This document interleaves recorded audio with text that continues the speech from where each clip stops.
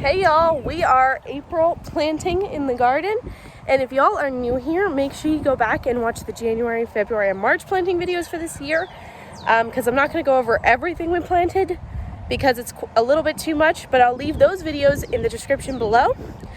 First, let's plant corn. These seeds, we don't have the package for them anymore, so I'm just going to show them to you like this, but this is popcorn. This will be Jonathan's first time growing popcorn. But when we went to the Homestead fair, I don't know if y'all seen that video. If not, I'll leave a link so you guys can watch it. We got to shell our own popcorn there, right, John? And at that point, we were interested in trying to grow some of our own. Now, Jonathan has grown sweet corn. He grew sweet corn last year. It was really good. So this year, he's going to grow some popcorn. So this is early pink variety, hence why there's pink kernels, but it pops white. So you still get your regular white popcorn, but you get to grow something that's pretty cool looking in your garden. So we're going to start with these, and then we're going to move on to a couple other crops. This year, we were trying something new. Instead of planting the corn in rows, we planted them in smaller groups, otherwise known as planting in hills. This method increases the chance of successful pollination.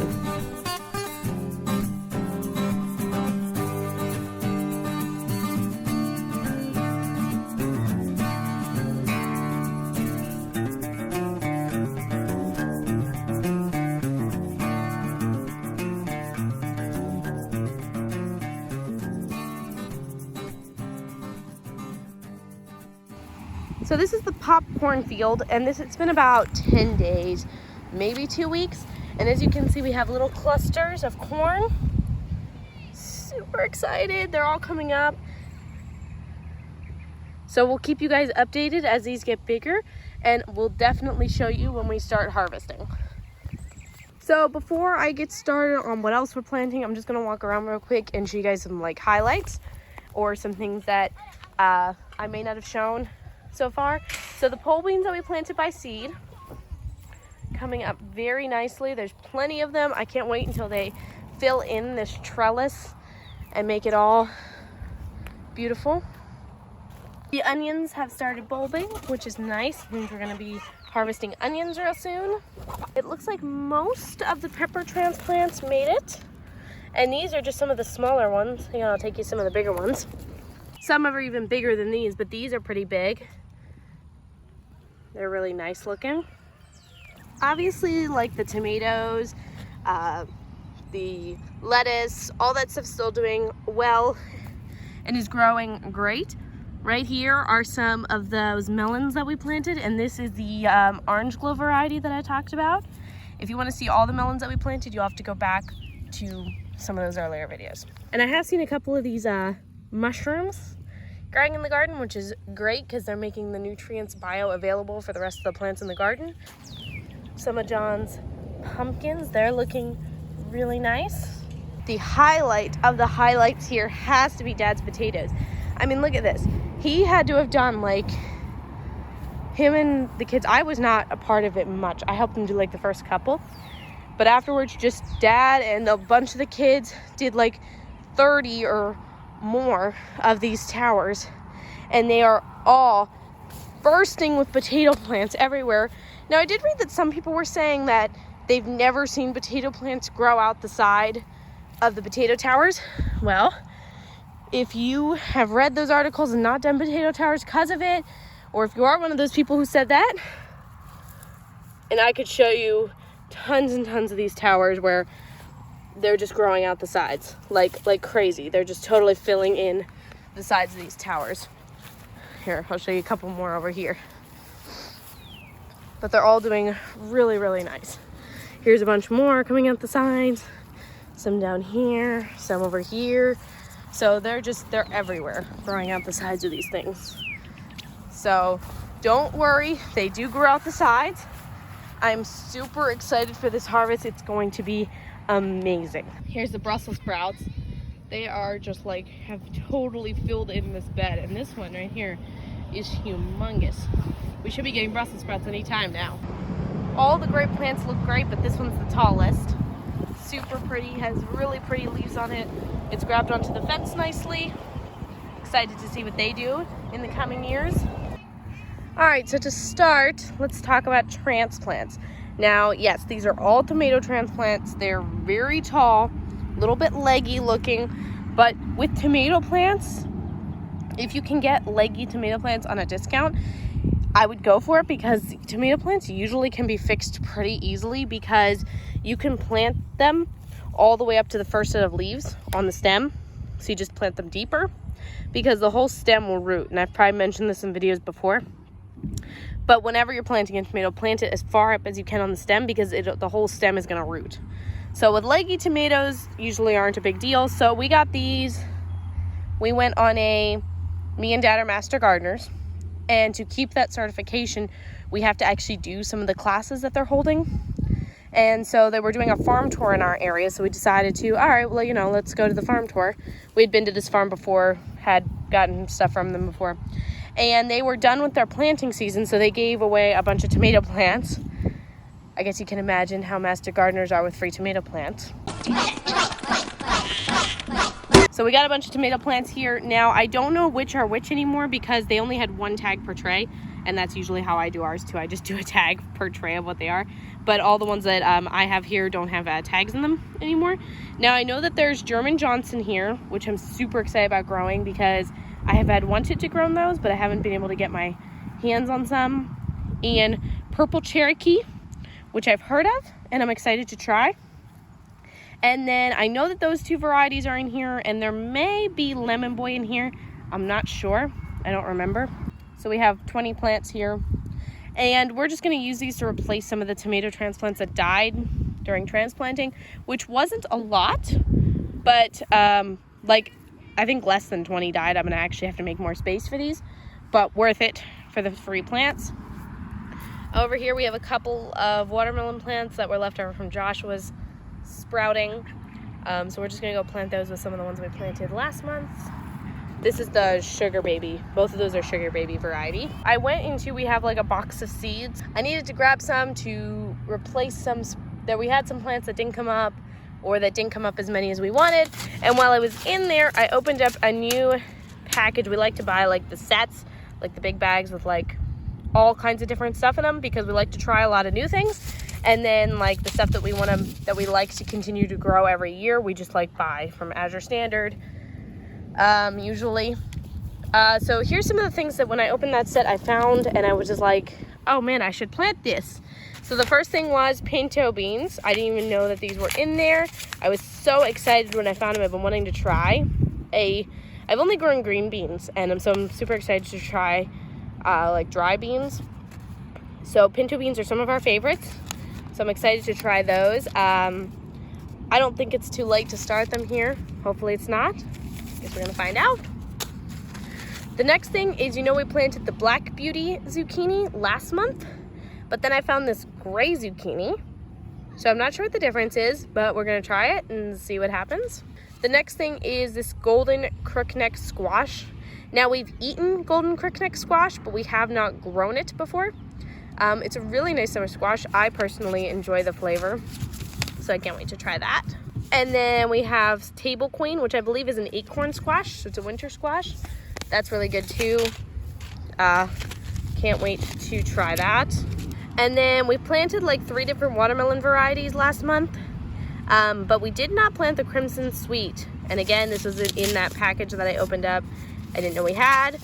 And I was reading about how big these watermelons can get, so I'm gonna go ahead and try some of these as well. And then the last thing is these Boston pickling cucumbers. So we had those pickling cucumbers we bought from Azure Standard, and some of them came up, but not as many as I hoped would.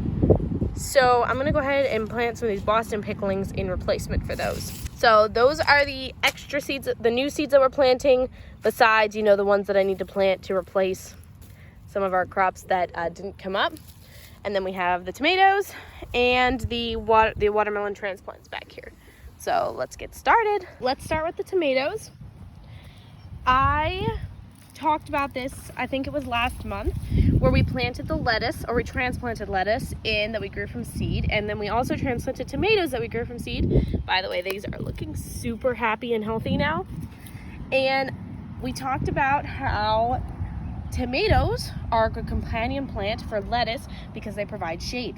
And lettuce, especially in the hotter climates, would enjoy some shade. So I have these tomato plants on the south side of the lettuce to keep that hot afternoon sun off of them once these get a little bit bigger, and hopefully that'll prolong our lettuce harvest. I think I didn't plant enough here, I think was the problem. I planted like in groups of 2 in front of a group of lettuce, but I don't think it was quite enough. So I have the 2 there, those look good. And then we don't have any lettuce in this section here, so I'm just gonna fill this with tomatoes, the tomato transplants. So then I have some here, my shadow's blocking it, but you can see tomato plant, lettuce, and then no tomato plant, but there's still lettuce here. So as you can see, I sort of missed, I think I either missed a spot or one died or something. So we have it again, tomato plant, lettuce, and then we have a big open section here before our next one. So you get the idea. We just need to plant a few more, but that's what these transplants are going to be good for. John, do you want to show them what you're doing? Yeah. So when you take transplants out of the tray, here, see how John's messing with the roots? And I've talked about this before many times, but this is just in case you're new and haven't heard about this before, is that you actually want to pull the roots out so that they're not all tangled up. They will just keep spinning around in the ground like they're in a pot instead of spreading out. And then John's also going to plant them really deep up to the first leaf. So you want to plant them as deep as you can without the leaves touching the ground. That's important because you don't really want the leaves to touch the ground. It'll cause disease in your tomato plants. So that's a good depth how John has this one right here. So you can see the leaves are just high enough that they won't touch the dirt, and then he'll push all this dirt back over the stem, and this whole stem will root that's underground, and it'll make for a real healthy, strong tomato plant, and that legginess will just go away because of how deep we planted it. And that's awesome. And it's a great, that's why I was saying, if you can get leggy tomato plants on a discount, if you see them at a nursery or something and they're getting rid of them for super cheap, definitely grab them because it's real easy to fix tomato plants even if you're a beginner. That cute little tomato plant's in. Now we're gonna put the next one in. John's gonna pull the roots apart. And this won't kill your plants. I do it with all of our transplants now. It's something that's recommended to do by the master gardeners themselves. And that's where I learned it from, because I was always so gentle with my roots of my transplants, thinking, oh man, I can't disturb them at all. But with any trees, bushes, especially trees and bushes, and even your little transplants, tomatoes, lettuce, peppers, anything you're transplanting, go ahead and do that because it's gonna make for a healthier, stronger plant. Done with one tray, we got one there. That looks, see, as you can see, the legginess just like perfectly goes away. And they're about as tall as the ones that we started, so that's great. We got one there, and John's working on that last one right there. You gonna move over a little, John, so that they can see it? See it right there. Planting it nice and deep so it stays strong. Another thing I want to mention too is that if you're a first-time gardener, this is your first year, if you're still just a beginner, sometimes I even still consider ourselves beginners, then tomato plants are great because, especially tomato transplants, because you can literally rip the roots off the plant, and as long as you plant the stem deep enough, your tomato plant will still be fine. And later in the season, I'll show you guys how you guys can take cuttings from your tomato plants and propagate them for like some good fall harvests. We like to do that too. It's a great way to get prolong your harvest.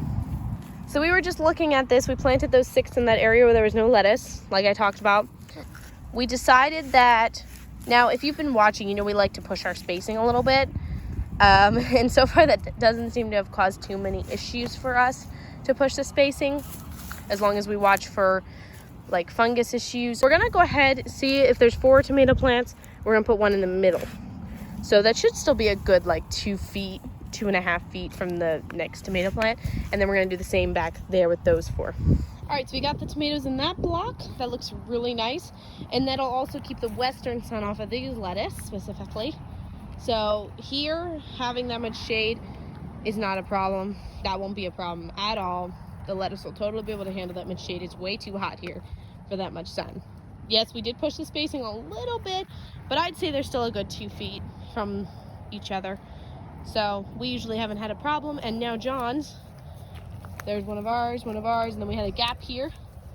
So we put one, he put one just right there. It's a little sad, but we'll water it, it'll perk up. We may have needed to plant that one a little bit deeper. Yep. It's all about trial and error. You can always pull things back up and put them back in again. Just don't do it too many times. We're done with the tomatoes. We got them all in with the lettuce. We just sort of like where there was an open spot, we just sort of put a tomato, and that seems to work. And I think that once this fills in, it'll be really, really pretty. So we put 2 there. There's 1 here. So there's a bunch of tomato plants in here now. And I think once it fills in, it'll be really nice. And just a quick shout out to the boys and dad. They've been really helping out with the weeding and mulching, and you guys can see how nice this bed looks. There is like no weeds, just lettuce, tomatoes, some bushes back there, some peas. So only what we want to be growing. And now John's already started on the cucumbers. And as you can see, we have the row of cucumbers back there. I like to trellis the cucumbers. Seems to be easier, especially when harvesting them. So we've already have some there. He put a hill there, and we're gonna do 1 more hill like there, or 2 more hills. We should do 2 more. Okay, John's agreed. We're gonna do 2 more hills.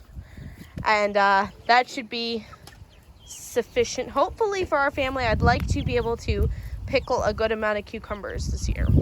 So we get our water from the creek for the plants, and we use a bucket to do it. And there's this bridge here, and we just like lay on our belly on the bridge and scoop the water out. Well, John, while he was doing that, dropped the bucket, and it went under. So now he's in the creek trying to get it out. Yay, good job, Johnny. Got the bucket. You want to come in? No, I'm good, thanks. I don't feel like getting wet. This is the best and quickest way to kill fire ants organically. It kills a whole mound in about 10 minutes. I'll leave a link to our full video about it in the description. And it's also good for your soil and your plants. All right, so now that we're done the melons, we're gonna do the squashes. And these are just additional to the ones that we did last month. So just to go over them again, we have the gray zucchini, the table queen, which I believe is an acorn squash, and the golden crookneck, which is a summer squash. We've had it before, we like it, we've just never grown it. So we are doing the hill planting, and I talked about that in the last video. If you didn't see that, that's how we're gonna do all of our squash this year. The only thing I did it with last year was cucumbers, but they turned out really well, so we're doing it with squash, we did it with our melons, and even our corn. We did have to do 2 of the hills in this tomato bed, but we did 2 hills of every squash, which is equal to 6 plants of each. Yep. Yeah, so 6 plants of each, because, you know, squash is so versatile. And the winter squashes anyway, can be stored for a while, which is nice. So now we're just gonna do pinto beans, and so we did these at the bottom end of the cherry tomato bed. And so we're gonna do the pinto beans up here at the top end where there's no tomatoes. The only tomatoes are like in the middle. All right, so another one of Jonathan's projects is sweet potatoes. I grow the slips for him, and then he grows them from there. So if you wanna see how I grew the slips, you can watch February's planting video. That's when I started them. But now, John, do you wanna show one to him? I have those, that's 2 jars, and then I have 2 more jars inside, and the potatoes are still producing slips. But as you can see, they're very pretty. They have roots on them. How many do you want to do in one? Okay, so these are 10-gallon grow bags. So we're gonna do 3 per pot. So if you have 10-gallon grow bags, do 3 per pot. We did them in ground last year, and they were great, and we harvested a lot. But the only thing is that we had to actually dig to find them, which was sort of a bit of a hassle. Plus we poked a bunch of them, which meant they had to be used right away, and it was a hassle. So this time I want to do them in pots and see if it's easier, if they still grow as many potatoes, that kind of stuff. So I have 1, 2, 3, 4, 5, 6, 7, 8, 9, 10 grow bags here, which I don't think is gonna be enough for all the slips that we have. And the potatoes, like I said, they're still producing. So we're gonna plant as many as we can in these grow bags, and then I'll get other pots to do the rest in. So pretty simple. You wanna just take care of them. I believe we just take care of them like our regular potatoes. I watch for pests, you know, all that stuff. They really do like the heat, and they're really easy to grow. So at least in my opinion, they're easy to grow. The last thing that I wanna talk about is sunflowers. Now we did do sunflowers in last month's video, but I just wanna mention that we did plant a lot more this month. I didn't think it was necessary to show us planting them since we showed you guys that we planted some last month. So we have those velvet queens, which have like the sunset look. And then we planted a bunch of yellow sunflowers. And we do like the multi-stalk sunflowers. So you'll see them, us harvesting them. You'll see them in our garden tour videos, which I'm thinking about doing another one soon. So stay tuned. Comment below. Let us know what you guys planted in the month of April in your garden.